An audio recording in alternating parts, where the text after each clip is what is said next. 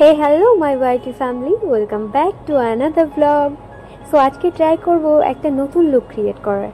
ভিডিওর প্রথমেই তোমরা কিছুটা হলেও বুঝতে পেরেছো আসলে কাল লুক ক্রিয়েট করব। বাট কি কি প্রবলেম ফেস করতে হয়েছে এটা করতে সেটা বলি। তার মধ্যে এই যে আছে আমার সবচেয়ে ভালোবাসার লোক, আমার প্রত্যেকটা কাজে যারা আমার সাথে থাকা চাই।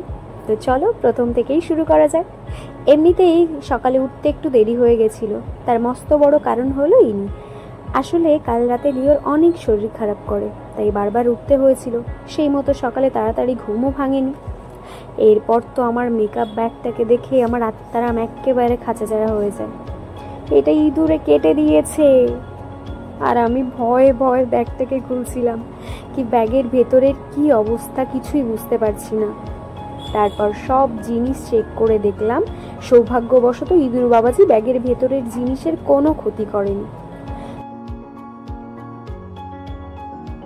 তো যাই হোক, এবার বসে পড়লাম মেকআপ করতে। জাস্ট চুলটা বেঁধেছি, এর মধ্যেই লোকজন এসে নাকি আমাকে ডিস্টার্ব করে। ভাই, এটা আমার দুর্ভাগ্য। প্রথম ইনি আমাকে ডিস্টার্ব করে চলে গেলে, আবার আরেকজন আসে। তো এদের দুজনের উৎপাত শেষ করে অ্যাট লাস্ট আমি মেকআপটা স্টার্ট করতে পারি। কিন্তু প্রবলেম যেন আমার পিছুই ছাড়ে না। মেকআপটা যখন স্টার্ট করেছিলাম তখনই একটা ভুল করে ফেলি। ভুলও ঠিক বলা যায় না, একটা এক্সপেরিমেন্ট করতে গিয়ে সেটা সাকসেস হলো না।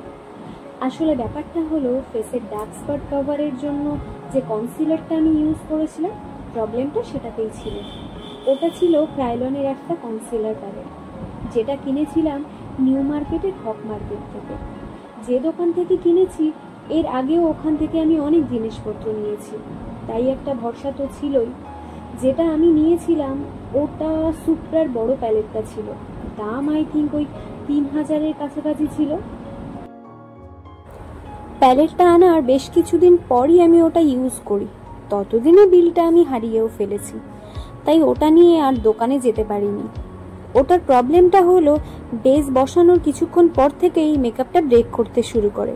আর সবটা জেনে শুনেও আমি ভেবেছিলাম এর আগের মেকআপে হয়তো কিছু ভুল করেছিলাম, তাই অমন হয়েছিল। বাট নো, আসলে এই জিনিসটা ওরা খারাপ দিয়েছে। তারপর আর কি, আবার মেকআপটাকে ঠিক করি। তো এবার করে নিচ্ছিলাম আমার আই মেকআপটা। আর দেখো, আমার আইব্রোসে না আমাকে একদমই খাটতে হয় না, বিকজ আমার আইব্রোটা মানে জন্ম থেকেই এরকম কালো আর ঘন। একটু লেফট সাইডের আইব্রোটা একটু হালকা আছে, বাট ঠিক আছে, চলে যাবে। এরপর আমি হাইলাইটার দিয়ে মেকআপটাকে জাস্ট সেট করে নিয়েছিলাম। ভাবছিলাম ঠিক আছে, আর কোনো রকম কোনো প্রবলেম হবে না, ঠিক আছে চলে যাবে, এভাবে শুট টুট হয়ে যাবে। বাট প্রবলেম তো আরও ছিল। এবার সেটা বুঝতে পেরেছিলাম। হেয়ারের কাজ করতে গিয়ে দেখি ডান্সের টাইমে আমি যে এক্সটেনশন হেয়ারটা ইউজ করি, মেকআপ ব্যাগ অ্যান্ড জুয়েলারি সব কিছু আনলেও আমি নাকি সেটাই আনিনি। আর এখনো পর্যন্ত আমি বুঝতে পারছিলাম না আমি এনেছি কি আনিনি। আমি সবটা আর কি খুঁজে চলেছি, অ্যান্ড অ্যাট লাস্ট আমি গিয়ে দেখি আমি নাকি সেই হেয়ার এক্সটেনশনটা আনিনি। কি করব আমি জাস্ট বুঝতে পারছি না। অ্যান্ড সেই মুহূর্তে আমার হুট করে মাথায় আসে যে আমি নিউ মার্কেট থেকেই দুটো হেয়ার এক্সটেনশন কিনে এনেছিলাম, আর সৌভাগ্যবশত সেটা এখানেই ছিল। তারপরেও এটা কোনোভাবেই আমি সেট করতে পারছিলাম না। তো হেয়ার নিয়ে বেশ একটা ঝুঁকি পোয়াতে হয়। তারপর আর কি, আমি ড্রেসটা পরে নিই। আমি চেয়েছিলাম ফুল স্লিভ কিছু ট্রাই করব, বাট আমার কাছে তখন আর অন্য কোনো অপশানই ছিল না। বাই দ্য ওয়ে, যে ড্রেসটা আমি পরে আছি সেটা পুরোটাই আমার রেডি করা। তো অ্যাট লাস্ট আমি রেডি হয়ে যাই, আর এটা ছিল আমার ফাইনাল লুক। এরপর শুরু হয়ে যায় শ্যুট।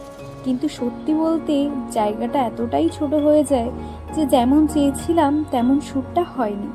তাও অনেকটা চেষ্টা করে কিছুটা ভিডিও বের করেছিলাম, যেটা দেখতে পাবে আমার ডান্স চ্যানেল ককটেল ফ্লেভারে। আর লাস্টে চেয়েছিলাম এই ব্যক্তির সাথে কিছু ছবি তুলতে, কিন্তু এনার অবস্থা দেখো।